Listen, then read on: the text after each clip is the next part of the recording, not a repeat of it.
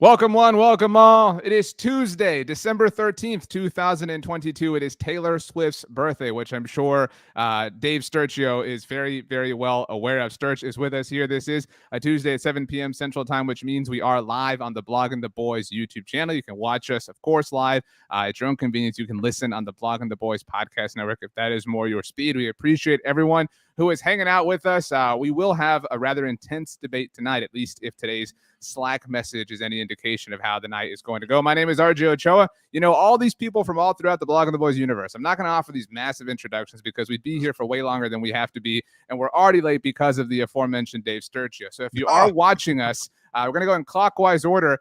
He once climbed Mount Kilimanjaro. Tony Catalina had an internet issue but survived. Tony, welcome aboard this evening. Glad to be that here. Would be the part where you say something that's part of the conversation. That's the whole thing that we're doing here tonight. Tony, thank you very much for participating. Brandon Loree, aka B2, you had what is not a signal of the Republic on your cup that you were drinking out of. Do you swear allegiance to the Republic, or are you part of the Resistance? I got to go with the Resistance on that one. Good for you. Good for you. David Howman, you were bouncing around, frolicking around the DFW metropolis last week. Did you come away with any sort of goodies? Just great memories. That's actually really sweet. God. Wow. Good Thank you Lord. For that. B1, Brandon Sunshine. won. It was sunny. The OG, Brandon Clements, is here as well. Congratulations to your Syracuse Orange national champions. It's not often you can say that. So anytime you can, it's a big deal. Congrats, Brandon. Thank you very much. First time in history for the men's soccer program. Very nice. Now the football program just needs to get back from 1959 and do some things. But all right, we're here to talk about things that are practical and possible and within the realm of likelihoods. So, hey, on the bright side though, Syracuse did just get an Alabama transfer, so that was nice. All right. Joining us also the pot stir of the day, I would have to say, within the Slack channel. That was the one and only Danny Phantom. Congratulations, Danny. Danny Phantom's your pseudonym. T.Y. Hilton now joining the Cowboys. He goes by the Ghost. So you two kind of both part of, the afterlife in that sense. Yeah, but he makes more money than I do. You could have gone Phantom Menace and tied the Republic Resistance thing. That would have been a really great launching point for your team when it comes to tonight's points activity. It is going to be a team event. Dave Sturchio, you assigned the teams when you messaged us. You said, I want to be on the roundtable tonight. We said, sure, we welcomed you with open arms. And then I said, let's do teams. And you picked. You didn't even allow for a draft or anything. You just divvied the lineup. I literally felt like a schoolyard bully. I'm like, you and you come with me, and then you guys are over there. It was very intimidating, to be honest with you. Wow. AJ has assigned, I don't know who these 5 points are to, but +5 for bringing Dave. I don't know who would get those points, but I did say tonight is going to be a team event. It's going to be 3-on-3. I will, of course, be the independent guide through this forest, through this journey. Dave Sturchio, it was your pick. I'm going to line you up in teams. It's you, Tony Catalina, and of course, I moved Brandon around. That was a mistake. And Brandon Loree, B2, against David Howman, Danny Phantom, and Brandon Clements. Why did you line the teams up this way, Sturch? Well, obviously, my paisan, from First and 10, you got to bring Tony over here with me. And I from everything that I'm hearing, reading, and following, I dig B2 right now. I think that he's bringing a lot to the table, and I think he's got some flavor. And I like his backdrop. He seems like he's got a good mic. He's rocking the true brand Dallas. I mean, what's not to like about the guy? I think I got confidence in him. B2, I mean, kind of a nice moment for you, if we're being honest. I got to say, that's high praise. You know what? I wore the hat because I know Tony usually wears a hat. In honor of the World Cup, I figured our team name would be Hat Trick. Yeah, you got 3 of us and everything. Tony, go get a hat. Hurry up. Yeah, I know. Yeah, go get I dropped the ball. You are dropping the ball because your video is not lining up with your audio. You are still having internet issues, so hopefully that doesn't weigh your team down. Sturch was very excited to partner up with you, and you may be the weak link, so we will see. B1, Samuel Rowe offers a super chat, says Seton Hall owns that whack Cuse Dome ACC trash. Sorry, Brandon. Tough Get scene. out of here with that. Come on, Samuel. Come on. AJ has offered 3 points to Team Hat Trick. I like the idea of team names to B2 for the Dave DiNucci hat. So as we line things up, Danny Phantom, you were in charge of naming y'all's team. So we have Team Hat Trick versus. That would be the part where you offer the team name. So I got one for it. How about the Garrett Lovin? Well, David Howman's on that team, so I don't think that's going to work. But that's true. Very true. Very true. Howman, do Sturch you is- have a? Go ahead, Dan. No, Sturch is not naming our team. That's all. No. I'm just glad I didn't have to stay next to you. I was feeling very uncomfortable. I was downstairs. Yeah, me right there too. next- Somebody had to move me up. Howman, what do you want y'all's team name to be? I kind of want to go with Danny Phantom Menace. Okay, you know what? Howman was listening early on because I wanted that tie in, that callback. So 5 points to Danny Phantom Menace to start the 9 off. They have the lead. That is well done. Kevin offers team no BJ as that. So that is tough. David Smith offers team Carrier Dome. That would have been a lot of fun as well. I like this idea from Skylar. Says, I want RJ to have a team member swap coin. Use it whenever you see fit. This was not part of the pre-show discussion, but you know what? I'm instituting it. I have one coin. At one point, I may not necessarily do it, swap 2 members of a team. All right. So you can go from winning to losing. I like this. I like the world that we're living in. Tony, how do you feel about this? I like it. Sorry if my Wi-Fi cooperates. I like it. Well, you know what, Sturch, B2, I might help you out here, throw you solid and swap Tony out. You know what I mean? He's going to weigh you guys down. Let's get the night started. And we're going to throw, because Sturch, you set things up. You've effectively deferred. We're going to go to team Danny Phantom Menace. You guys can take this however you want. Are the Cowboys closer to their Minnesota selves or Houston selves? We're all wondering, is this team really who we just saw against the Houston Texans that played like crap for 57 minutes and pulled off a hat trick, so to speak? Or are they the dominant team that we saw dismantle the Minnesota Vikings? Danny Phantom, your thoughts? Well, right now I'm really sad about what I just saw, so it's a really tough time to ask me that. But I think for sure that we're closer to the Minnesota selves. I mean, I think there's too much that we've put on display that would tell us that. That's why it's kind of surprising to me that what happened on Sunday happened. So, but yeah, I mean, between the two, I'm definitely we're closer to Minnesota. Sturch. Honestly, I think that this is a good team, and your record says what you are. They're 10-3, so we have had 10 more appearances, except for this past weekend, where we're a good, sound football team. And I don't think that, and Mike McCarthy said it best after, this kind of win will pay off a little bit more down the road. Like anybody, they know what they're lining up with every Sunday. They have talent on this team. They have the ability to score points in bunches. We've seen that. What we haven't seen is them actually pick one out of adversity this year, really. I mean, you're thinking about, like, yes, there's close games, and yes, they've kind of fought through and through, but this one was like, okay, you got 98 yards, you have Dak Prescott, show me something, and they did. So I think they're better off for it. Rex Morgan says, we stacked another win. Move on already. Brandon Clements, do you feel like that is the case? Should we be saying, hey, a win is a win is a win is a win? We're not going to apologize for this. Absolutely. A win is a win is a win is a win. Absolutely. And J-Ron Curse kind of threw some shade at the media about the ugly wins portion. And guess what? It doesn't matter. It doesn't matter if you win by 40, you win by 1, it's a win. So, and they are closer to the Minnesota selves. The performance overall was not pretty, but here's the thing. They pulled it out. That 98-yard drive that Sturch was just mentioning, I think it was 11 plays. That was a perfect drive. And to be honest with you, I think the switch from Josh Ball after Terrence Steele's injury to Jason Peters was the catalyst for that, because I felt like Dak, as soon as he saw Jason Peters on his right side, I think he felt way more comfortable, and it paid off in a big way at the end of the game. Brandon Loree, Kevin says he blames Vegas. Obviously, the Cowboys were, depending on when you looked, 16, 17-point favorites. Do you think that our emotional state right now is a product of maybe some smelling ourselves, not the Cowboys themselves, but us maybe kind of, enjoying the hype? Maybe we took the cheese. Maybe we were up on Mount Pius. Ha, Eagles, you struggle with the Colts, and now we've got to eat some humble pie.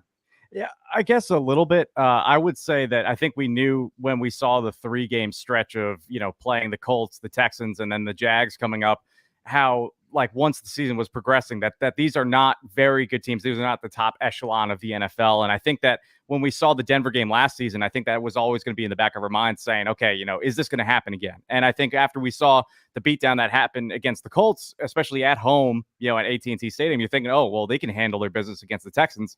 I think that a little confidence probably goes a long way with the Vegas odds. But I also think, too, that we saw what the team was like on the opening drive and the final 2 minutes. That's all I need to see. Like how you start a game and how you close out a game. And yes, that might not matter against like the tougher competition come playoff time, but that goal line stand, which is kind of being underrated right now, was one of the best. And that's something that can translate when you play these tough playoff teams. And I think that if they didn't, they were unsuccessful and the Houston Texans scored at the final drive that they had, it's sort of like, okay, well, can they do this against the tough competition? I think that when we saw that backs up against the wall, it gives a little bit more confidence to that. David Howman, you wrote your McCarthy Chronicles today on Tuesday for anyone watching or listening after the fact. How much criticism is fair to put on the shoulders, the feet of Mike McCarthy? It was very, very talked about how he did not want players taking the cheese, whatever, but they did.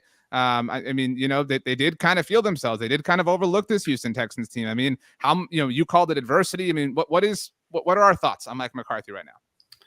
Well, I think part of it, like McCarthy talked about with not eating the cheese, every coach will say that in a game like this. And, it's really ultimately out of their control as to whether the team actually heeds that advice or not. But what does reflect more so back on the coach is the fact that when the game came down to it, the Cowboys got that, DeMarcus Lawrence had that stop at the goal line. Then they stopped him on 4th and goal. Then they drove 98 yards and scored to go ahead and win the game. So they had this game where they were completely, for the entire game, just playing down to their opponent's level. They were not playing like themselves. And on top of it, they were losing players. I mean, Terrence Steele is out for the year. Jake Ferguson and Jonathan Higgins didn't finish the game. So it was just a whole lot of things not going right for them in this game against a team they should have blown the doors off. And still, they kept their heads in it. They responded. To me, that reflects more so on McCarthy than the fact that they came out and played slow and didn't take care of business when they should have at the very beginning. And that's kind of been the case with McCarthy all year and going back to last year a little bit too, is, they're not going to have their A game every single game, but they do respond. They do find ways to win. We started by talking about, is this the Minnesota selves or the Houston selves? Well, that Vikings game was a response to coming out flat and blowing that game against the Packers. That was their response. And then even in this game, they didn't even have to wait till the next week. They got to the 4th quarter, they got the ball back, and they responded right then and there. They won the game. To me, that speaks volumes. Kevin awarded you 5 points. Howman, an earlier comment from Kevin said that the Cowboys are the only team in the sports that gets flack after a win. Tony, I know your internet is struggling, but I don't know if you have a cable provider, if you're a streamer, but if you did watch Monday Night Football on the pregame show, Booger McFarland did kind of, go to bat for the Cowboys. Said, hey, wait a minute, like if this had been Tom Brady, I mean, everybody fell all over themselves. Sturch, I know you made a joke about it on 1st and 10, but Baker Mayfield executes this comeback drive on Thursday Night Football, and it's whoa, oh my gosh, what's going on? Tony, do you think that? I think it's fair for us to say, look, a lot of bad happened, but when they had one shot, one opportunity, the Detroit Lions getting all the love, they pulled it off. I mean, they deserve credit despite digging that hole themselves, Tony Catalina. Yeah, I mean, ultimately, it's what ends up happening at the end of the game is is it no good? No, you're fine. You're fine. It's Go just ahead. a little delayed, but you can do it. Just answer, Tony. We're here for you. Okay. Yeah. So at the end of the day, what happens at the end of the game is all that really matters in this whole situation. You go and play bad for 58 minutes, you play down to opponent, and that's tough. And that's kind of what we've seen over the last few years with the Cowboys teams. If we want to see something different, but like you said, Dak Prescott putting the team on his back, going 98 yards and kind of finding a way to win a football game is the difference that I've always trying to find. Like I've said it on the 1st and 10 podcast, this team is, in years past, they would have lost that football game. They would have been embarrassed. It would have been a tough loss. But now for them to come out of that, find a way to win the football game, I think they're going to learn a lot from this. I like this comment from Kevin. 5 points to Kevin. Says, I have been super critical of Dak's interceptions, but at the end of the day, you pay a quarterback franchise money to give you a chance to win on his worst day. Dak did that. That is very true. Danny Phantom, Rex Morgan has taken away 3 points from you for those tree lights. It is very festive, but a bit of a bright sort of situation there. If you have a neighbor across the street, they might be wondering what's going on inside your office setting right there. Okay, so I will tell you all right now, we are at a score of 15-12. Danny Phantom Menace has the lead, which means we will go to the other side of the fence for this question. This came up a lot in our postgame show here on the Blog of the Boys YouTube channel, Sturch. A lot of people kind of saying this. I don't think anybody was like slinging arrows or throwing mud or anything like that, but people were questioning Micah Parsons. And it does feel like we haven't had like Micah has been so incredible throughout his Cowboys career that like normal good is sort of disappointing for him now. So are we even 1% worried about him right now? Even if it's injury related, are we 1% worried about Micah Parsons compared to what he normally is? So over dinner tonight, I actually watched, he's live on the Von Miller podcast right now. And I was actually tuning into that right before we went live. He's fine. He's more than fine. He loves this sport. He's very, very okay. The only thing I could say about this past Sunday's performance and the times that he not disappears, but just doesn't come up on the stat sheet as much. I mean, like Leighton Vander Esch had 15 tackles or something, like 18 tackles, something crazy, right? So everybody's going to get their shine. I think this Texans team came out in a way different situation than what we were expecting as far as the multiple quarterback sets, the RPOs, this, that, and the third. There wasn't much time for Micah Parsons to get in there. And I know Parsons is usually in there like a shot out of a cannon, right? We always see him, he just blows right by the tackle. But I think the Texans were ready for that. And as bad as the Texans are on the record book, Lovie Smith is still a good coach. I've always liked the guy outside of that field goal decision. I don't really understand about that. But overall, I think they were prepared to eliminate Micah by not letting Micah be Micah. So I'm not worried about that. That's not a blueprint by any stretch, because Trevor Lawrence is another quarterback coming up that can kind of move outside the pocket. There was also times that Jeff Driscoll thought, you know what, I got this angle here, and all of a sudden the Lion came out of nowhere and just swarmed him. So I'm not worried about Micah Parsons at all. He's the leader of this defense outside of DeMarcus Lawrence. Yeah, I'm not. That's not even an ounce in my brain right now. Danny Phantom, 1% worry. Do you have any? Yeah, I mean, when you get numbers at me, I'm gonna go with the realistic values. I mean, I'm a little slightly, or maybe 3%.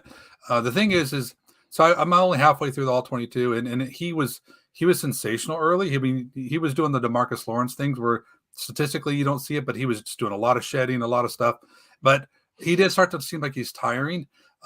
So I'm a little worried that what's it going to be like for him down the stretch? Is he going to get a little bit worn out? Well, one thing I will say that makes me less worried is between the play of Leighton Vander Esch and Damone Clark. I mean, those guys are just flying to the side. So we don't need to use Micah, as the linebacker. So they actually are afforded the luxury to kind of just be able to play him situationally, let him, pin his ears back and attack the quarterback. So, and I think that will come in huge, but I mean, you definitely saw him kind of like slowing down in some plays. Like actually, even the play that Sturch is talking about, Parsons would have just drilled him way sooner. Normally he was just he almost got beat to the edge. So, but a little worried, not a lot worried. B2. Yeah, I'm not worried at all, because I look at also too, Mike, and when he doesn't break a sweat, he still creates a huge impact. You look at that final drive when the Texans are trying to score to win the game. Great point. You have Laramie Tunsil, kind of flinching, and he's a former All-Pro, Pro Bowl left tackle, and he's a guy who's seen a lot. He's a very well experienced, but Micah Parsons is making him nervous. He's making him scared. He's peeing down his leg, man. That was rough. That was really graphic. Oh my gosh. Wow. You see in that moment what Micah Parsons means, and he doesn't have to do anything.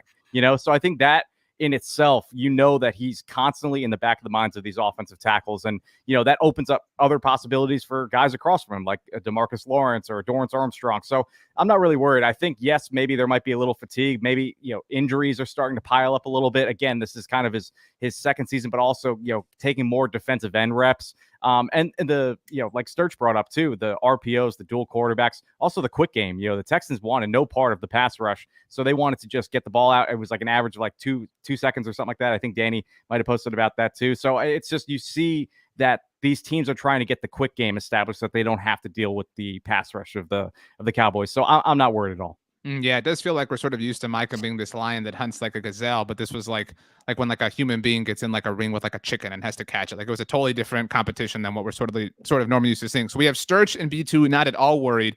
Sturch did lay these teams out. Danny Phantom, yeah, oh, of course, yeah. I'm not, it's 1%. Maybe I'm at 3%. So I'm curious, B1, are you even 1%? Are you going to stick with your teammate? Or are you going to throw him under the bus? Sorry, Dan, I got to throw under the bus, man. Wow, great strategy. Micah's a unicorn, man. I'm not too worried about him getting beaten on one angle by Jeff Driscoll. I mean, Driscoll's a hell of an athlete. He proved it in college too, and even in the NFL these days. He's not a great passer except for that Rodgers throw he had this past weekend, but he's known as a runner, so he's a very good athlete. I do say that Mike is definitely nicked up, but everybody's nicked up at this point. So it's a long season, so I'm not too concerned about it. And to be honest, to B2's point, I believe it was like right around 2 seconds that the Texans were getting the ball out quick. So I think the Texans, you got to give credit to them for essentially scheming Micah and that pass rush out of the game, which obviously made it a little bit tougher because Micah couldn't get in a sack and it was just one of those days. I mean, Micah's not gonna have 2 sacks every single game. He's not gonna fill up the stat sheet with 10 tackles every game. He still had 5. So I mean, it's not like he wasn't there. He was in the place. He just wasn't filling the stat sheet completely. So I just I don't see it being a big issue. Again, he's nicked up. Everybody's nicked up. I'm not concerned. David Howman, break the tie on Team Danny Phantom Menace. Yeah, I agree with Danny here. I am worried.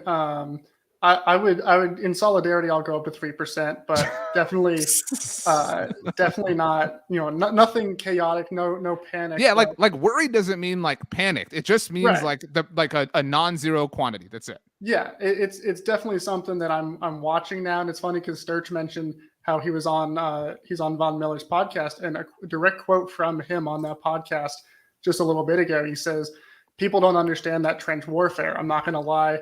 When I was playing linebacker a whole lot last year, my body was way more fresh. There were some plays I wouldn't get touched. When you're on the line, you're getting touched every play." And so that's Micah right there admitting like he's getting worn down more now. Owning Sturch with his right, example. guy. Wow. Keep going, Howman. And so and that was kind of my concern initially when this year started and they were playing him much more on the line is, well, how's his body going to hold up?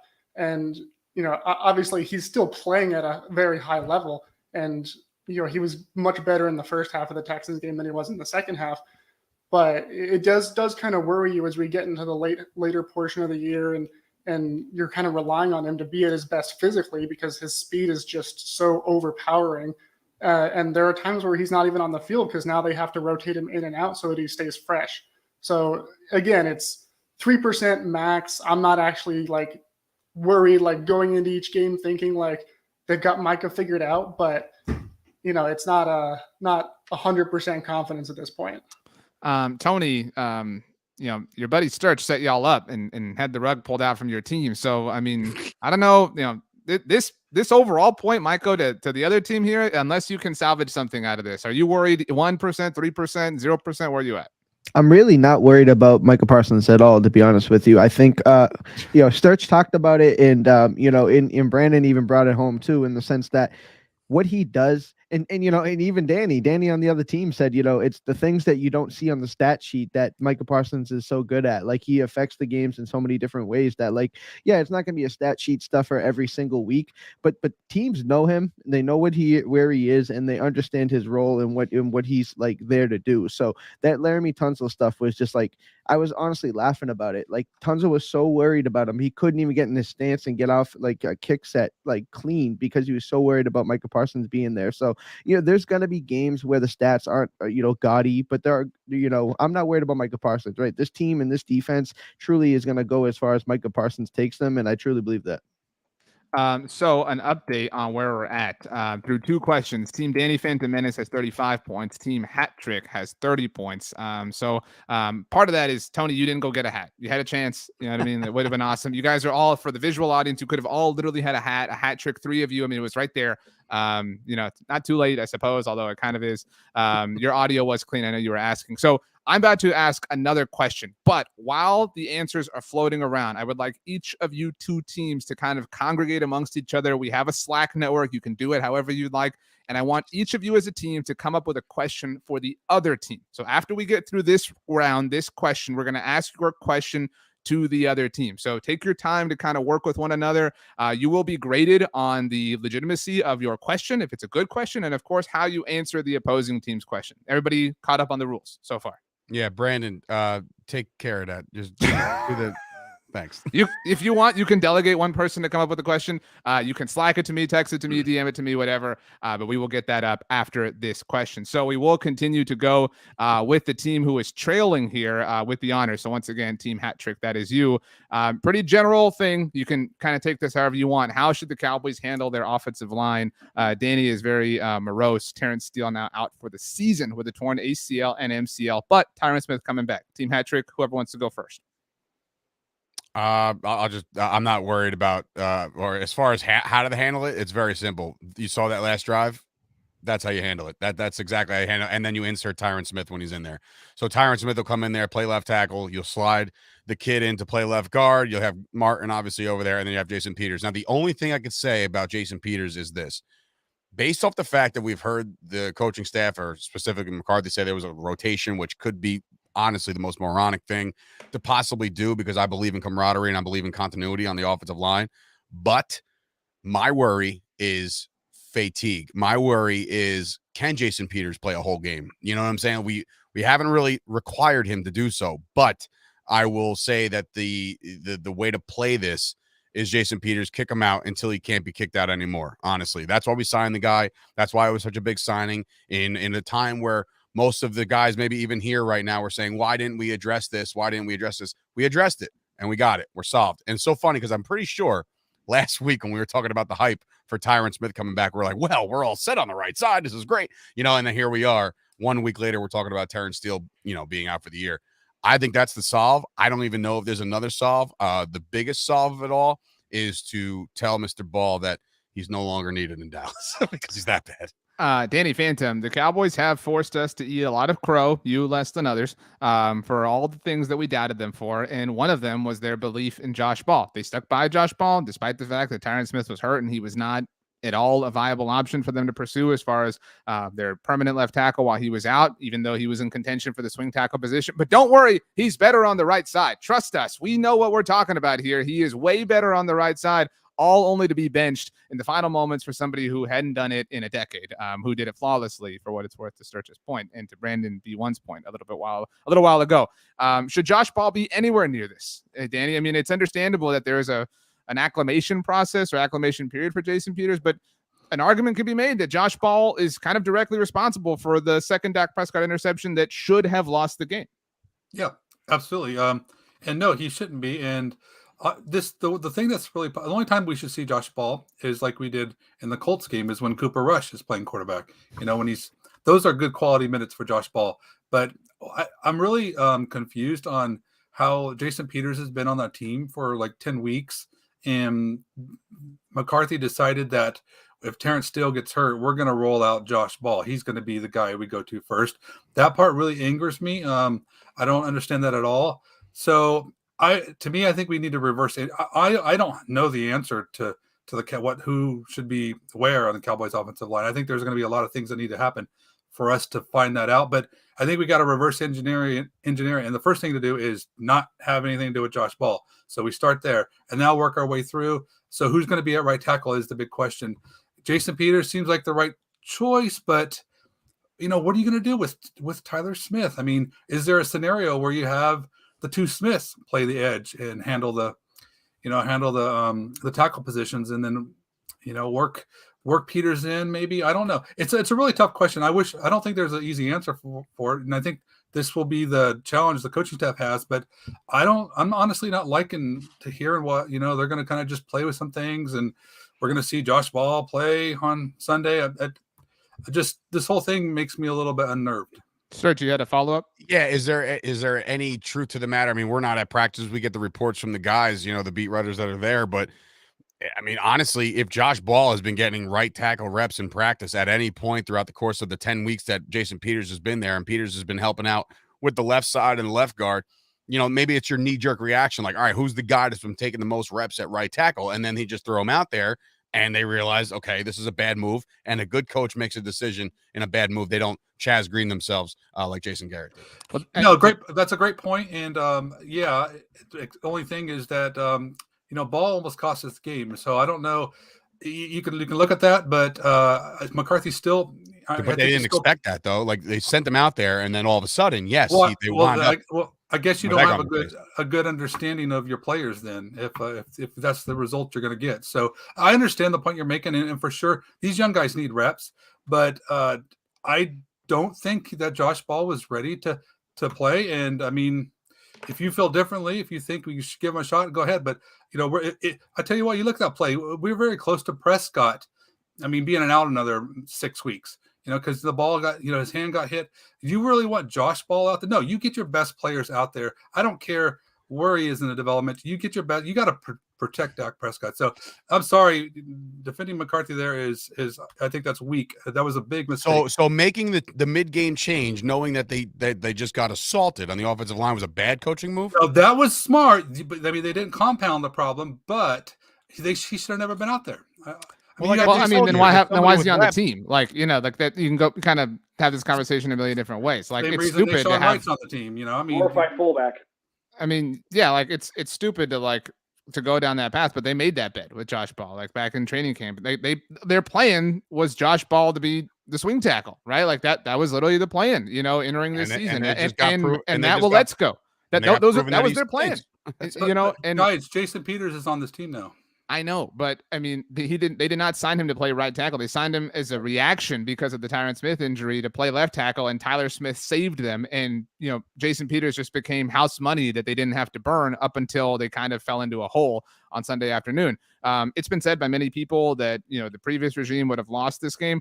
You mentioned the name Chaz Green. That was Chaz Green. That was leaving Chaz Green on an island. You got to beat your man. You got to find a way. You got to do it. And instead, again, it's kind of like the game as a whole. Like, yes, they left Josh Ball in there. It was really bad. It was really embarrassing. It was awful. But when the going got tough, when they had to have one thing, they turned to Jason Peters because they believed that was the better path. Tony Catalina, who's the swing tackle on this team? It's a great question. It can't possibly, and I'm going to chime in on this. It can't possibly be Josh Ball. Like it is though, right? Like who is it if it's not him? It's got. We just swung Peters out to the right, so he's the swing tackle. Well, that's the thing, right? To be clear, in that world, we're all living left to right. Tyron, Tyler, Zach, Jason. So, like, who is your swing tackle option? Collins? Like, what? What? No, yeah, that's the thing. They slip McGovern back into a guard spot and they put Tyler Smith somewhere. And, I don't think Tyron Smith is going to play on the right side, but in a worst case scenario, it's got to be Tyler Smith. I mean, Josh Ball, like, this is one of those situations where the Cowboys got extremely lucky in my mind, right? It almost unfolded in a terrible way where, 2 back-to-back plays that were so horrendous that they said enough is enough. Even Jason Peters said he was about 10 seconds away from going up to Philbin and say, like, let me get a shot at it before Philbin said, you're going in. So, like, his play was so poor, and there is no doubt about his poor play that it made the decision for the Cowboys. If he went out there and was like, bad, if he was just bad and not horrendous, like, he might be going out there next week, so that's sometimes you're like, okay, you'd rather be lucky than good. The question to answer who is the swing tackle isn't an easy one because they're gonna have to play Jenga to try to make it work. By the way, Tony, Nathan has given you 5 points and this Nathan's exact comment, I have always wanted to give him points and finally was able to catch a live stream. How does that make you feel, Tony, that like Nathan has been living to give you some points here? Nathan's my guy. What can I say? 5 points to Nathan. Give 5 points back to Nathan right now. You can have all of them. David Howman, it does feel like the Cowboys have gone, at least as far as the offensive line is concerned, from the house that the little piggy built out of bricks to like the house of twigs. We're like, wait a minute, like the foundation isn't as strong here. Like there's a storm coming. Like the wind's about to blow. Like we're not the house of straw up in New York, but like this is not what we had going on. It is a little bit worrisome. I wouldn't say that. I think it's wow, so you're worried about Micah, but not the offensive line. Wow. Than Micah Parsons for me. Only slightly more worrying.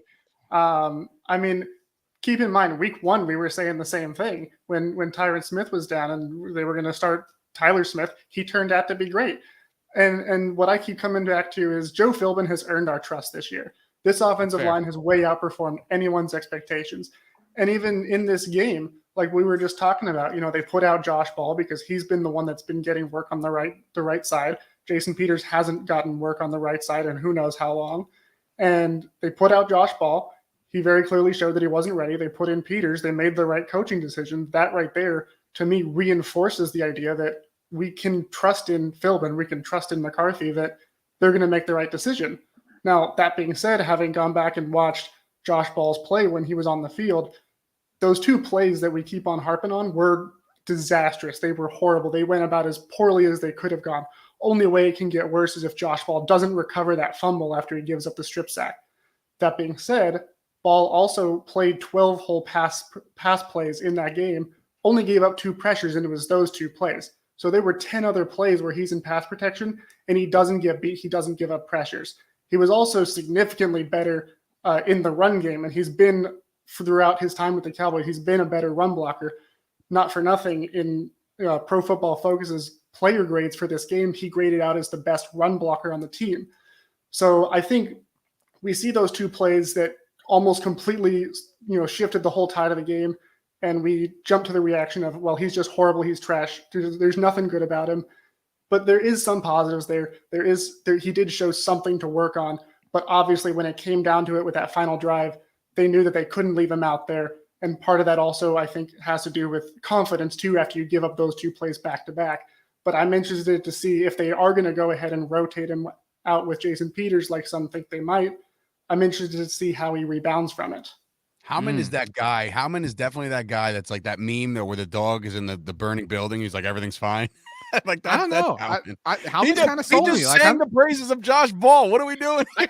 No, he sang the praises of trust the group that we doubted, that proved us wrong. I mean, Sure. and that's kind of fair. And, okay, so Tony, Brandon, too, you both raised your hands. You're on the same team. I don't know if you want to divvy this up or whatever. By the way, Team Danny Phantom Menace, I do not have your question for the other team. I do have theirs for you. So maybe you kind of want to get this together. Wow. Tony, you first, then B2. Unprepared. Yeah, for me, I think that the difference when I look at the Josh Ball or Jason Peters kind of situation here is I'm not expecting all-pro Hall of Fame Jason Peters to step in and just be some stalwart at right tackle. What I'm looking at is who's bad is going to be really bad, right? Like Jason Peters, I have more confidence in the fact that his bad is going to look athletic. it might look decent, right? Josh Ball's is game-wrecking bad. Right, Jason Peters probably going to give up some sacks, right? He's going to give up some pressures. It just comes with the business. Like being an offensive lineman, if you give up 3 sacks and you win 57 pass plays, that's a bad day. You know what I mean? So it's one of those things where the poor could be really poor for Josh Ball, and I think the Cowboys are trying to hedge their bets a little bit and trying to, how bad could they like mitigate the nonsense here? I guess so to speak. It's Josh Ball is. He's fine. He may develop, and maybe next year he is part of the rotation in some sense. But we're looking here. We're trying to sign Odell Beckham. We're trying to sign T.Y. Hilton. We're trying to make moves to win Super Bowls. I can't imagine this team, being in the Super Bowl with Josh Ball as the starting right tackle. That's a scary proposition to me. B-Dose. Yeah, we're in week 15. If this was week 3, week 4, I could see it. The one thing that concerns me, and I wrote this down, that we were hearing that there might be a rotation at right tackle. So Ball, Peters, okay. Well, Tyron, if he's going to be worked in, he's not going to be getting a full workload at left tackle. So, okay, so you have to put Tyler Smith in at left tackle. Well, that means Connor McGovern's going to be in at guard. But when Tyron's at left tackle, who's going to be at left guard? Is it going to be Tyler? Is it going to be Connor? Like, you're going to be rotating 5 different positions this weekend against a Jags team that's a lot better than the Texans. So that's my concern. And this is an AT&T Stadium where you might have that home field advantage when you're working on offense. And we've seen pre-snap penalties be this team's problem, even at home. And I know the Jaguars, they're not the best team when it comes to, pulling out their fans. And I'm sure a lot of Cowboys fans will be there, but you're traveling on the road in a must-win game to keep up with the Eagles. Like, this is not really the time to keep rotating. And I know that Tyron needs work. So I get that. So that's why you have to solidify the right side. Pick one guy. And I think Peters, we heard that he was one of the guys that said, hey, Philbin, like, I need to go in. And he's like, yeah, no, we're sending you in. So, like, use your veteran presence. Like, you are a vet in this league, and you solidified yourself as one of the best tackles in the past decade. Use that to your advantage to say, guys, like, we need to figure this out with Tyron. If you want to rotate me in and out, like final game of the season or against the Titans, like, that's a different story. But for the Jags and then the Eagles, like, we need to figure this out now, and then we can worry about it afterwards. So don't rotate 5 positions. Mike McCarthy's always talked about that. We don't want to address 2 problems at the same time. Address one and then figure it out afterwards. B2 mentioned Jacksonville. I don't know if any of you know this. I wrote about this. The Cowboys have never won in Jacksonville. Is anybody aware of that? They've only played there once. I mean, just kind of a fun. Are you serious? Yeah, I mean they've technically visited the Jaguars twice, but the second time One was in London, right? Yeah. So they lost their only game there. T.O.'s first game as a member of the Dallas Cowboys. Brandon Clements, again, your team has not only not provided a question, they have actually announced you within our chat as the person who should provide it. So we're getting to that point, guys, and you don't have a question. You're kind of really hurting your chances to win this thing. So somebody slack me something. But Brandon Clements, buy them some time and tie a bow on this Josh Ball, Jason Peters situation. Danny and David, I'm actually using my phone, so I don't even have access to my Slack. So I'm going to leave the question in your guys' favor. All right? Perfect, Brandon. Perfect. Sorry, boys. Love it. That's how we want it. Hey, RJ knows all about it. Every time I use my laptop, I have the Tony problems times like 12. So it's just kind of how it goes. Wow. Tony iPhone is having labeling internet issues as the Tony problems. How about that? I have to give it to somebody. But speaking of the offensive line, I know we've been talking about that. You guys have all made some really good points. I do think with Howman, Howman talking about Ball being a good run blocker, then you know what? He's perfect for that glorified heavy fullback position that McGovern's doing. I think that's where he goes at this point. I don't want him on the offensive line. I just think it's a bad situation. We've already seen it. I know those two big plays, obviously, were the ones that were the spotlight, obviously, but Josh Ball, obviously, he struggled in preseason as well. He hasn't looked good. Anytime I've seen him on the field, he just doesn't look good. So the only time I want to see him on the field is as a fullback. Now, for the 5-man lineup, when Tyron Smith comes back, which he sounds like he's coming back this weekend, I think Tyron Smith is left tackle. I think Tyler Smith slides into right guard.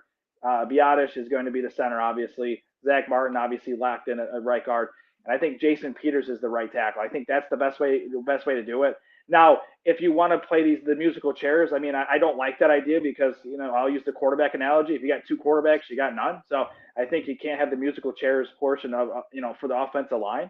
But if you're going to, do anything with the right tackle position and maybe Jason Peters can't do a full workload, there's another option. And we have enough guards. I mean, we could essentially, and I don't want to see this, but this is a scenario that could play out, where you could put McGovern over at right guard. You could, obviously Tyler could play left guard, and then Zach Martin could be right tackle. I don't want that to happen, but I would rather have Zach Martin at right tackle over Josh Ball, and that's obvious.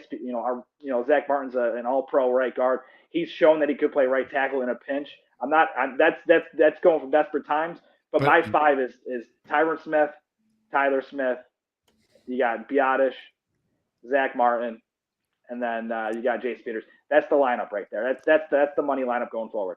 All right. This was by far the most arguing that happened here so far. The final tally as a result of this question: Team Danny Phantom Menace currently at 48 points. Team Hat Trick has a 50 burger on the board. No thanks to Tony Catalina, I will say that. Yeah. Remember, I do have the player swap. I am interested in hearing from the live audience which players I should swap. Who should I move around? I'm definitely open to hearing opinions and thoughts from the crowd. So we did finally get some questions from Team Danny Phantom Menace. We got one question from David Howman and a different question from Danny Phantom. So I'm going to pick the one. There was no communication that happened there that was smooth. I'm going to pick the one that I think was more interesting. So no offense, Howman. But this question comes from Team Danny. I mean, he's the namesake. So Team Danny Phantom Menace asks you, Team Hat Trick. We kind of danced around this idea. You did B2 talking about like, well, look, you got to keep pace. You got to go shot for shot with the Eagles right now. But should the Cowboys punt, that was Danny's word here, and try to get ready for the postseason? I will amend that to say, should the Cowboys use this opportunity as an idea of saying, we're in this tournament. We can use this as not a glorified preseason, but if we want to get Josh Ball ready, now is the time. I mean, not again, I don't want to put words in Danny's mouth, but not forfeit the division or the 1 seed, but treat it as a bit of a luxury that they have because they know they're in the tournament. Team Hat Trick, B2, go. Man, that would say a lot about the team, and I think that that's not a winning mentality in my opinion. And I do understand the point. You want to keep your guys healthy. We saw what one game can do against a bad opponent. We know that Eagles game is going to be very physical and, very demanding. You don't know what it's going to turn out to be like for the Cowboys health-wise, but I think that to keep your mentality up, for a championship mentality, you have to play your hardest all the way through. Mike McCarthy constantly talks about December football being the most meaningful part of a season, carrying that momentum into the playoffs. They need to make sure that they have a lot of stuff to clean up. And in my opinion, that you use these final weeks. Like the Titans are not a good pass defense. Like your offense, if you want to fix some things with, wide receivers coming in, new guys stepping in, like you need to use that game to your advantage. And I think that you still need to win these games. And especially to the Commanders. I mean, they're not going to be a pushover team, and that might be seeding, and still try your best to get that 1 seed. It's still possible. Mathematically, it's a little bit harder with the Eagles keeping pace and winning. But you know what? The Minnesota Vikings lost, so now you have the tiebreaker over them. And I just think that you need to keep this championship mentality, because we saw what happened last season. They were not ready for the 49ers game. That was documented. They were nervous going into that game. You need to play your best in December, and that will carry into the playoffs. Sturch, you brought this up in the chat earlier today. The Philadelphia Eagles cannot clinch the division or obviously the 1 seed this week. But if they win on Sunday against the Chicago Bears, every win they get continues to shrink the Cowboys' probability or possibility of winning the NFC East. Dallas needs 1 Philadelphia loss and to beat them themselves, and to not lose any other games outside of that. We can argue about how likely that is, but let's just live in the hypothetical. And a lot of the commenters are saying like this is a defeated mentality. I don't think that was the spirit of the question, Danny. You can nod or whatever if you agree. Just kind of, assessing all of the variables. But Sturch, if the Eagles beat the Bears, all of a sudden you're down to this Cowboys-Eagles game, and Philadelphia has New Orleans and the Giants at home in the final 2 weeks of the regular season. It's at least worth asking the question. It's at least worth asking, should somebody stay healthy? Should you look at that? Should you look under every rock? No. I think right now you play until it's not necessary, meaning you're going to play you play your ass off this week against Jacksonville. Then you got the Philadelphia Eagle game. And while the Eagles more than likely would beat the Bears, right? I mean, I don't see the Bears trying to play spoiler right now. They got the 2nd pick in the draft right now. So it's just like they're going to go out there and the Fields might not play. So just hypothetically speaking, projecting, let's just think that the Eagles win this week and Dallas takes care of business. Then you go into next week and you're thinking to yourself, well, what else can the Eagles do to trip up? Well, if we're already starting to talk about punting to go to the postseason, then we don't really care about that. So that's why I think that mentality is not even remotely existent within the Cowboys locker room or anything like that. I think going into that Eagles game, you have to find out no matter what, because you're going to see the Eagles again. You got to find out if you could run with these guys this year. You know what I mean? Like last year, we put 90 points on them in 2 games. You know what I mean? This year, it's a completely different story. They beat us with Cooper Rush. We come back this time around on Christmas Eve, national stage. Once again, you got to find out if you got it, right? And you know what? Not for nothing, but the Giants coming up this week with the Commanders, they can win that game. I'm not saying they will. They could, right? The Giants might be in a position at the end of the season in that last game to either be the 5, the 6, or the 7, right? Or maybe they're on the outside looking in and they need it, right? Then they're going to play their asses off against the Philadelphia Eagles. And in that regard, the Cowboys got the Commanders. They should take care of business there. And all of a sudden, you're finding yourself in a situation where the one game that Philadelphia slipped up was the season finale after losing to us. We're there. The scenario is there. So that's why you can't just say like, oh, you know what? The Eagles are really running around. Then nobody seems to stop them. They just seem to be a locomotive heading to that 1 seed. Let's just get right, and let's just get that 5 seed and go on the road. Like, no, man, that's such a. It's not. I'm not saying a loser mentality, but this team has come too far from this year's expectations to where they are right now, because we're all feeling flat after the 49ers punched us in the face last year and knocked us out cold, right? So we all came out of this like, oh, I don't know what to expect. Now all of a sudden, back-to-back 10-win seasons. Guys, the window is now. You know, you don't want to sit there and be like, let's get right for an away game in the first round. That's the last thing you want to do. Tony, I'll amend the question slightly for you, because we've kind of heard this take from B2 and from Sturch. Say the Cowboys lost to the Jaguars or even lost to the Titans on the Thursday night game after, say, they beat the Eagles. But if they do lose and then Philadelphia wins another game, I mean, your odds shrink. So if we do get to a point, however it happens, that Dallas is entrenched, locked into the 5 seed, they are 100% the top wildcard team. That Week 18 game in Washington, do you punt on that? Are you fine kind of manufacturing your own bye? If it comes down to just that specific hypothetical, just the one game, do you call off the dogs and wait for the wild card round, or do you play to win knowing that you cannot gain or lose anything? We had this exact same conversation a year ago, and Sturcher is very vocal in saying that you need to go out there and you need to curb stomp the Eagles in a game that didn't mean anything. I was very on the other side of, get healthy, try to, get healthy at that point in time. Now, it's a totally different team. It's a totally different year. Like, I just don't see them doing that. I don't see them punting on it. I think they really do value the momentum the same. I just can't see Mike McCarthy and his philosophy changing in over 365 days, right? So last year they put up a 50 burger and they embarrassed the Eagles with their backups, and that's fine. The Cowboys used it for what they thought was worth it, right? And I don't think the result of the 49ers game changes anything about their thought process, right? And I think if there's any chance that they can win the 1 seed, they're going to go balls to the wall for that. But even if it isn't, I still see this team, based on what they've shown us in the past, they're going to continue to try to win and put their foot on the necks of people. It's actually fewer than 365 days, not more than. So thank you, Tony. Yeah. For, that. By the way, Tomato. if things worked out for the Cowboys, if they won out till week 18 and the Eagles only lost to the Cowboys, then Sturch, to your point, the Giants would seemingly be in playoff contention. Dallas would technically have to play that game to win because they would not know the result, and the NFL would obviously schedule them to happen in parallel. So that would kind of take care of that. If the Cowboys lose to the Jaguars or the Titans, that really kind of takes the wind out of these sails, even if they do beat the Eagles. Sure. Yeah. If that, like I said, you play until it's necessary not to. And if a guy is questionable and on the fence in a game time decision, then yeah, you may be like, all right, look, we got to live. This guy's got to live to see another day. You know what I mean? But like, if we're all there and we have a chance to put our best 11 on 11, you know what I mean? And like, let's just go out there and do it. You know, get the steam rolling, get to the playoffs. I know we did it last year and it kind of bit us in the ass. Like we lost that game and it stinks and we all know what happened. But like, I firmly believe this year, this team, you fight until the very end until it's not necessary. If we go, like I said, if we trip up this week and Philadelphia wins, then you're looking at it as almost a nearly impossible scenario.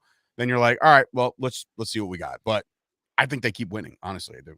Even though your team did not want to ask a question, Danny, it was a good one. It was a good conversation topic. Since it was your specific question, Danny, your thoughts quickly before we ask your team their question.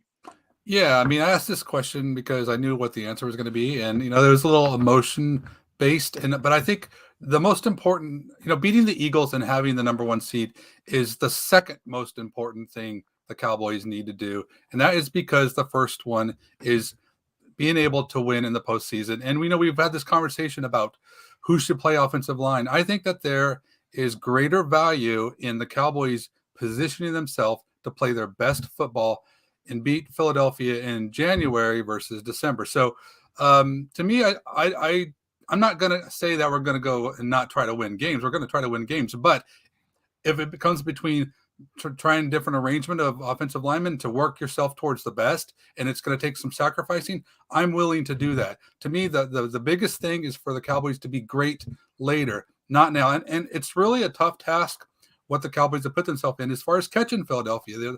They're not losing games. We've squandered a couple opportunities.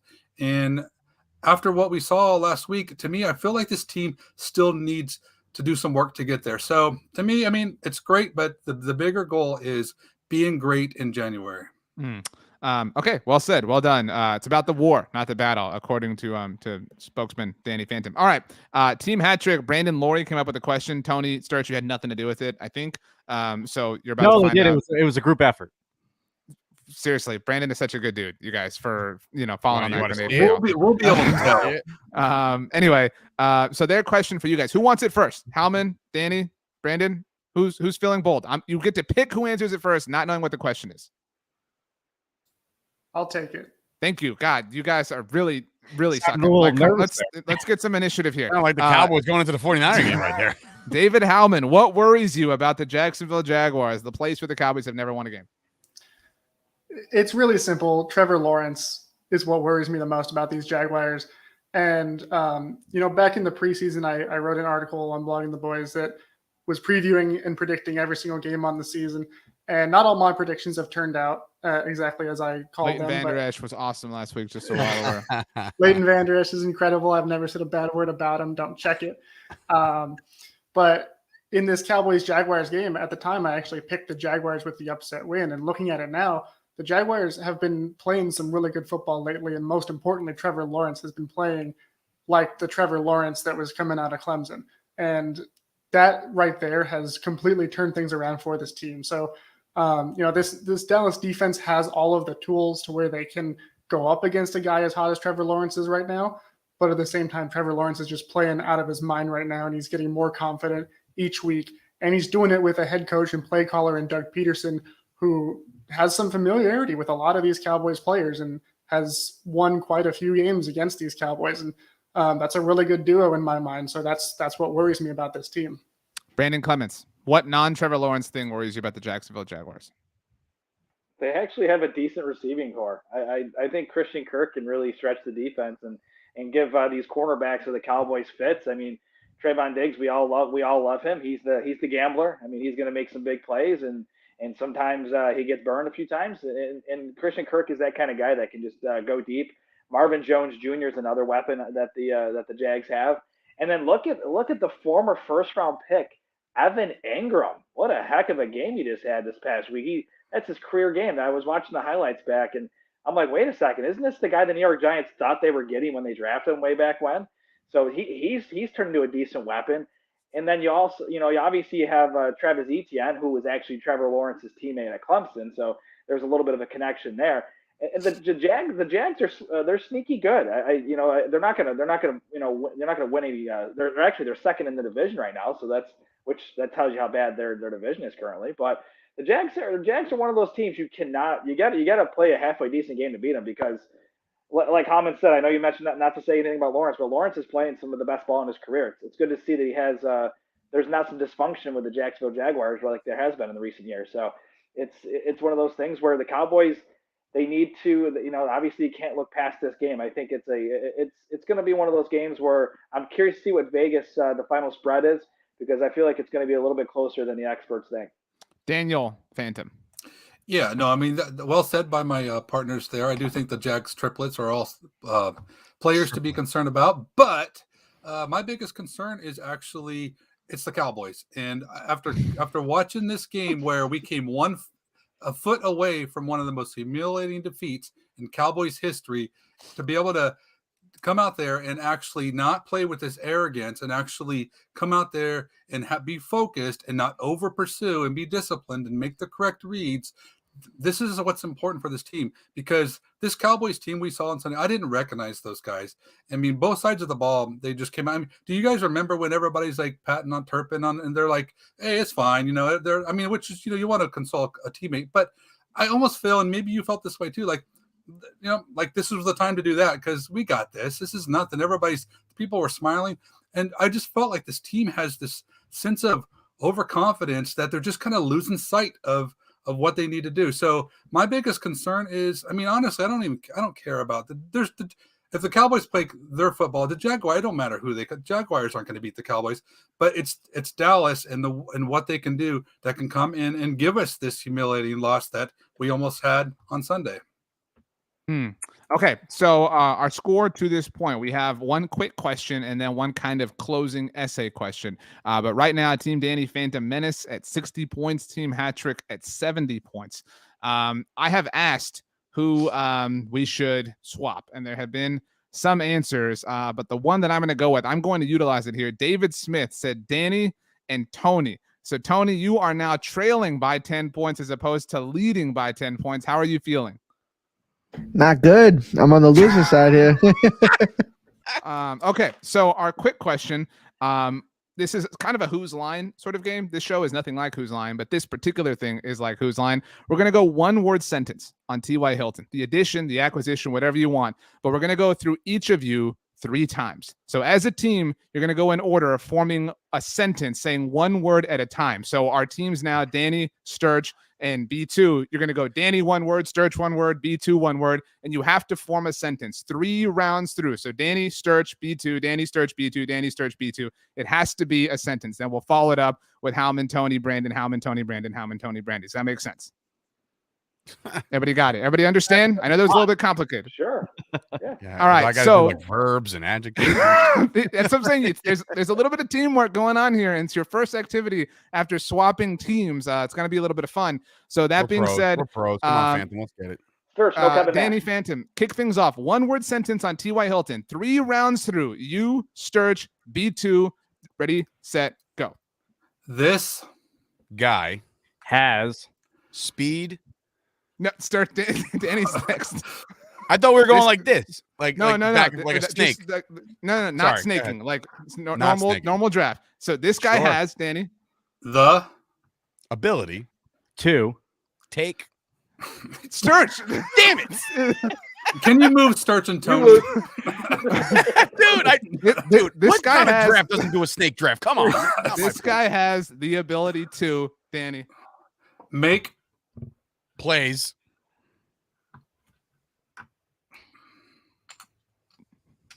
land the plane. Ooh, bumpy. Sunday. That was awesome. That was question tough. mark. A lot of people would have said a lot and not realize that that's 2 words. Oh man. This Dude, is Kevin took away 5 points from you. And then B2 for no pausing. I'm not gonna take away those points, Brandon. That was hard. Sturch set you up really, really, really poorly. Sturch was the anchor weighing y'all down on that exercise. They had to go first. They were the guinea pigs. Howman, Tony, Brandon. That is the order. Just to be clear, as I said, Howman, Tony, Brandon. Howman, Tony, Brandon. Howman, Tony, Brandon. Howman, go first. Hilton Is Really? talented and Fast. and we Will. That was all right. So wait. So what's worse, me going out of order or them coming up with an incomplete sentence? Like, come on. Whose idea was this? Tony killed that because y'all were hanging on until Tony's last word really, really, really sunk that battleship. Wow, so the Paisans are just dragging us Yeah. all down. we don't know That the English was- language. It's hard when his mouth doesn't move, but then we hear words. Right. Guys, that was really bad. I would say the best performance was B2. Howman did all right. Thank Danny, I mean, you okay. Brandon won, survived, but Yeah. Sturch was the worst. And no, Tony was the worst. Tony, you have I'm to shocked. know. You had to I'm set shocked you Brandon say that. up, dude. Wow. That was Kevin took away 5 points, said just sad. So Sad. all right. I'm David sabotaging Smith, this woof, team. never do that again. It was that comedy, was- RJ. It was comedy. It's all good. I was really excited. I thought maybe we'd get some teamwork here. You know what I mean? We'd have some fun. Little did I know you guys would just embarrass all of us. Man, Step man alive. all over each other. All Or, right. I Last sabotaged the question. team. Last question. The losers currently get to go first. That's Team Danny Phantom Menace, which Danny Phantom's no longer a part of, by the way. 60 points. Team Hat Trick at 70. So Team Danny Phantom Menace, you have to win this round by 11 points if you want to win. This question, like your team name, was inspired by Danny Phantom. Are the Cowboys overconfident? David Howman. I would not say that they're overconfident because I think that as a team, you have to be confident. You have to be going into every game expecting that, that you can win and that you have the talent to win and that you are the better team. I think when you're going against a team like the Texans, I think every team has games like this where they're heavily favored. They're kind of looking at the schedule and saying, oh, well, we need the Eagles to lose. We need to really win that game on Christmas Eve. The Texans, I mean, everybody in Cowboys land all over Twitter and in all of our articles, we weren't really taking the Texans seriously either. Like, let's be honest. We really didn't show them the same kind of respect or appreciation that we have other teams because everyone figured that the Cowboys were going to roll. It sunk into the team too. It happens, but they didn't actually lose. They didn't actually get hurt by it. And, we saw when they lost to the Packers, they came out the next week. They absolutely ripped apart the Vikings. We've seen how this team responds when they kind of play down, they let up a little bit. And that is, to me, the better example of their mental fortitude and the fact that they can back up that confidence because they have the talent and they have the skill set. And I think coming up against the Jaguars, wanting to wash out the bad taste out of their mouths from this game, we're going to see that go over again. B2. Yeah, I don't think so. Setting simple plug for the podcast that I do with Jess, the Writer's Block. We had a special guest on, and I'll tease it so that you guys go and listen to it, who's in tune with the Houston sports community. And he said that all the fans and everybody that he was talking to said, well, if we're going to win one game this year, we have to beat the Cowboys. And I think that goes undervalued. That probably trickles into the locker room. These guys, they have something to play for, and they were an aggressive team. The Texans, they have nothing to lose, right? So they had something to prove to be, the winners, the best team in Texas. And I think that that kind of went under the radar a little bit. And then they brought out the 2 quarterbacks, and I think that caught the Cowboys off guard a little bit. And yes, they should have been prepared for that because they have 2 mobile quarterbacks within the division. But I do think that that's going to be what I think you're going to see in the Eagles game come Christmas Eve, like a very, very tight game with a mobile quarterback, a running back that can, be explosive and not necessarily the wide receiver threats, but it's going to be a close contested match. So I don't think they're overconfident. I just think that the Texans probably brought a little bit more oomph, on Sunday, and that's just to be expected because they're not a winning football team right now. B1. No, they weren't overconfident. I just think Lovie Smith and his coaching staff did a great job getting the boys ready to go. It was the battle for Texas, as B2 said. So that's where it comes down to. It's the Cowboys as an organization. Every NFL team, can beat any NFL team on any given Sunday, as Tony D'Amato would say, in any given Sunday. So. I mean, that to me, the overconfidence thing, that's a little overblown. The only overconfidence they had was in Josh Ball. I think for a short time, they had him in the game for way too long. So the coaching staff's overconfidence in Josh Ball would be the only takeaway there. But this is just a case of the Cowboys played sloppy. They turned the ball over, and they at the end of the day, they won the game. So at the end, that's all that really matters. The game. They walked out of the stadium with a victory. That's all that really matters. Danny, you were the one who said yes, and so far we have 3 no's. Yeah, I think we are. I think that there is a culture in this team where I think they just believe that they're unbeatable. And, like even the post game against the Niners, they're like surprised. I mean, McCarthy's surprised. He thought we were better, and they're blaming officiating. And I even saw the presser in this last week. He's just like, I feel like he's oblivious to the fact that his team is not out there playing for 4 quarters and playing good football. We're coming across. I mean, this Houston game isn't the first game we've taken a really close game in the 4th quarter. We've done it with the Colts. Washington. I mean, the Detroit. I mean, look at that one in the 4th quarter. I mean, the Cowboys are doing this. It's like play better. And so to me, I feel like they just feel like they're going to flip a switch and everything's going to be fine. And I'll tell you what, we're going to run into a team like San Francisco again or Philadelphia, and that's not going to fly. So he needs to have this team playing better, coming out stronger, and I just feel like they're just not focused right now. And I do think there's a little bit of arrogance, and I know everyone loves the swagger, but I'll tell you what, you gotta show up and make plays if you're going to be like that team. And the Cowboys, they're putting a lot of football on display where they're not doing that recently. We're down to 1 member from each team, the Paisans, and so you both and everyone in here knows we're tied 75 appropriately for Josh Ball. So it's really going to come down to Tony versus Sturch.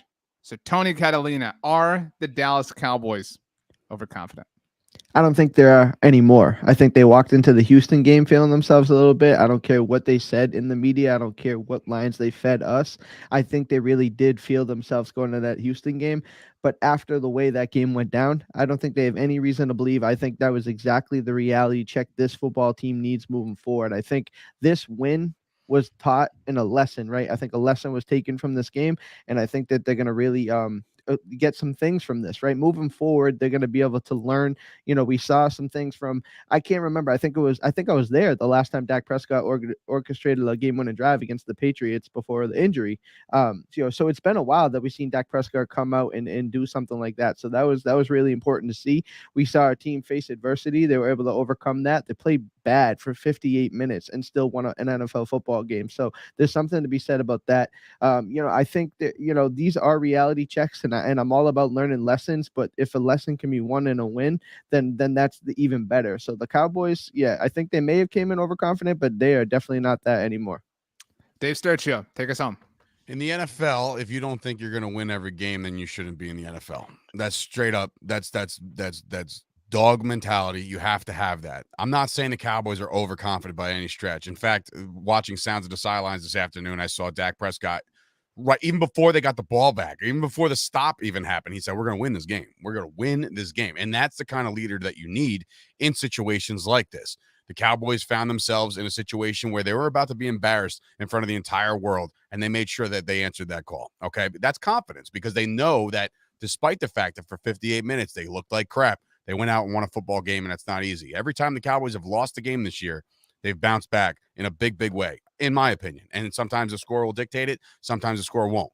One of the bounce backs was with Cooper Rush, so you really can't say that, in that regard. But what I will say is this: you have to be confident. You have to have this swag. You have to. There's no ifs, ands, or buts. You got to go out there and just punch your opponent in the mouth every single time.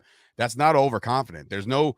You're not going to get to the podium and say like, don't you think you guys are walking around cocky? Like, well, yeah, well, we should be. Like, we're better than them. We should win that game, and they did. I would be singing a whole different tune to all of you guys here tonight if they would have tripped up and lost this game. I would have said like, man, these guys, I can't believe this. But that 98-yard drive, it doesn't happen every day. We saw 2 in the NFL within like a 4-day stretch, which is kind of crazy. But what we saw was Dak Prescott was not going to let this team become a victim of past experiences of blowing games like that. He made sure he got the job done. The Cowboys are walking around confident, not overconfident. Well done. Guys, outside of the one sentence thing, I mean, really just an incredible night all the way around. One of you earned 5 points on that final answer. One of you earned 6 points. So, I mean, really just razor thin margin for error around here. Tony Catalina, you almost took your new team, 98 yards for the score, but you did not. Danny Phantom Menace, 80. Team hat trick. Tony, that means you lost. Team hat trick. I'm riding with my squad.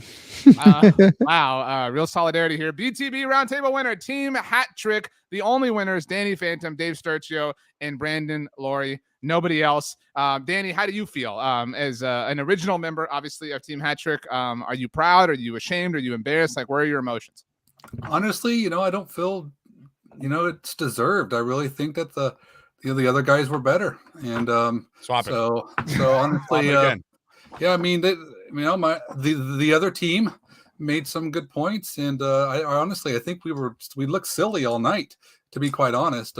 So I just think I don't know, I'll take it. It's kind of like the Houston game. Don't deserve it, but I'll take it. Brandon Loree, how do you feel? You named the team. Do you feel responsible for the energy that you created? I think it's a collective team effort, even with the addition of Danny. We're not going to exclude any teammate that comes to our team. Captain Sturchio led us through from beginning to end. So, hats off to you, literally.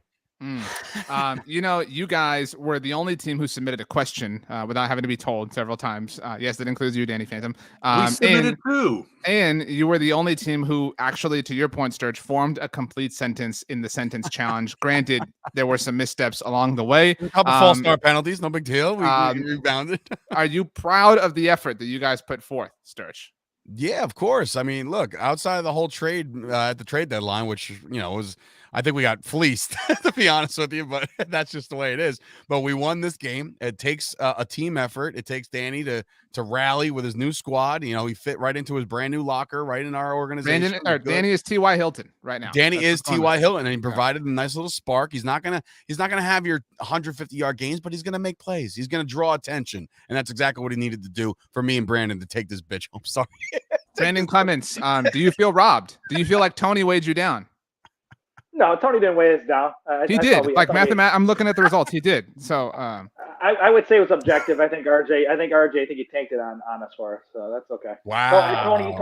Tony did a hell of a job. I think we got the win, but that's okay. RJ, I think we need to redo the scoring system just a little bit. The scoring system is infallible.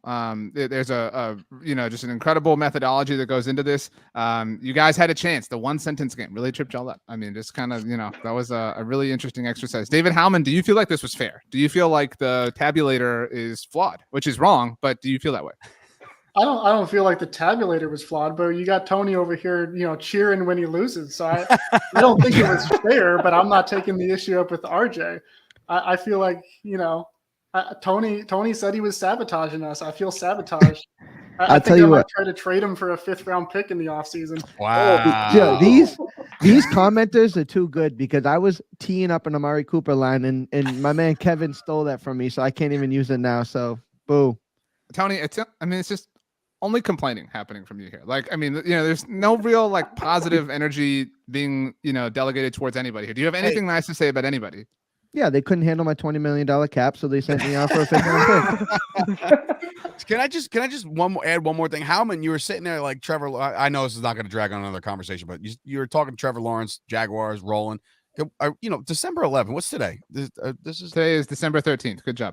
Okay, no, I'm saying all right. So December 4th, the Jaguars got trounced by the Detroit Lions 40 to 14. Well, Trevor Lawrence got injured in that game, Sturch. His knee was ripped Semantics. apart. Exactly. Yeah, Plus, the Detroit Lions are rolling right now. biting Yeah, kneecaps, common baby. sense. You know what, Kneecaps. Sturch? I mean, Howman has believed in the Lions all season long, similar to how you believed in the Carolina Panthers a year ago. Oh, I'm sorry. Well, timeout. The Panthers are one game out of first place in the NFC South. It was a year ago that you thought that the I 3-0 thought I Carolina said Panthers were something- going to present a problem for the Cowboys. No. I thought you said this year. I might have mentioned the Panthers this year, and you said you're doing it again or something. Howman like that. remembers. I know he does. Howman, am I wrong? Sturch was all about the Panthers Oh, a year ago. Yeah, I remember just like it was yesterday. Wow. Christian McCaffrey, the defense, everything was good. Wow. Danny, do you have anything nice to say about your team since Tony didn't for his new team? I mean, No, I actually feel embarrassed. We got, Sturch bringing up Panthers, expansion teams. you know what? I've had enough of this. There Tony, we you are go. now part of the winning team. This was just too much. Too much, honestly. In fact, let's try this one time. Howman, Danny, Brandon, one sentence about T.Y. Hilton, all the way around. Howman, go. Hilton. Will, Be awesome. He said 2 words. Yikes! you had one job, Brandon. Okay, let's Tony, try it with your original team. Let's get this. Tony, Sturch, Brandon, the winners for tonight. One sentence. T.Y. Hilton, 3 rounds. Go. Ty Hilton, Explosion. on That doesn't make the Field. Sunday. at Noon. That's not the Boom. best sentence of all time. That's I mean, was- it still a is sentence, boys. Still a Complete. sentence. It was Um, better than I expected. Yeah, I mean, Brandon, you actually took things down an interesting turn with the explosion. Yeah, I was gonna say, Yeah. man, that was like past tense. I was like, what is happening? Yeah, here? gotta give a good word in there. Wow. Brandon, B2, I will allow you to pick anybody you want that is not Howman, Danny, Brandon, or Sturch or me to make a random noise as we leave. You can pick whatever you want the noise to be. Those are the rules. I'm having Um, Wi-Fi issues. And I would like Oh, it to we be a disconnected. truly random noise. I'm sick of this, like, oh, a penguin or a monkey. Like, I want something, totally, completely random. I want Tony to have to make something that we are just not at all thinking whatsoever. Tony, in honor of the holiday season, make a noise that Rudolph would make. There we go. Ooh, damn, that's a good one. I don't know if you can hear it. He's Tony, Rudolph flies. There is no. that's him Gotta landing land, on the bro. roof. Gotta That's my land. man landing on the roof there. Red nose and all.